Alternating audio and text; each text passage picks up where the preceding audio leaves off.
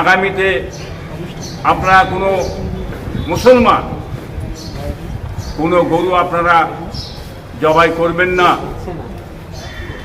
আমি আপনাদের নিষেধ করলাম।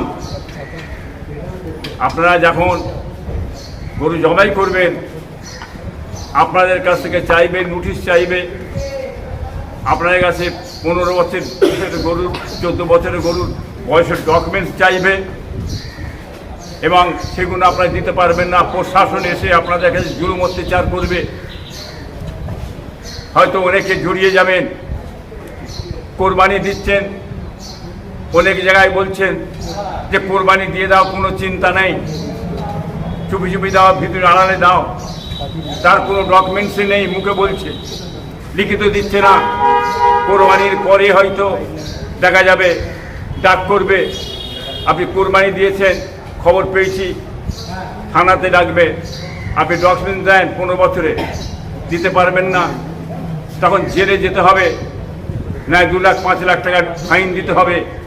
অতএব বিপদে পড়ে যাবেন।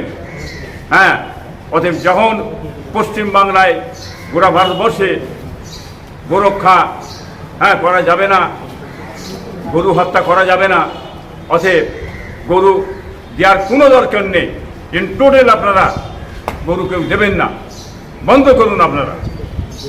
কেন আপনারা খাসি দেন, দুম্বা দেন, বকরি দেন, উঁট দেন, শুধু খামাখালি ঝামেলায় মুসলমান আপনারা পড়তে যাবেন না।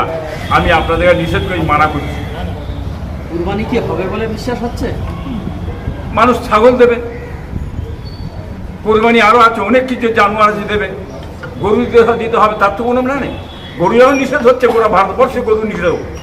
1 পিস গরু আপনার ইন্ডিয়ার বাইরে না যায়।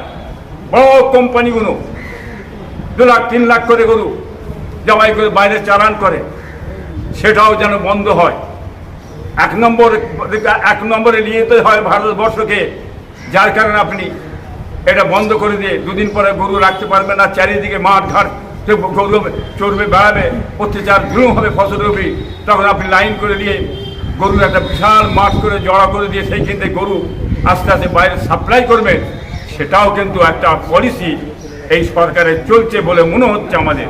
অতএব আপনারা গরুর দিকে যাবেন না, আমি নিষেধ করছি আপনার সকলকে।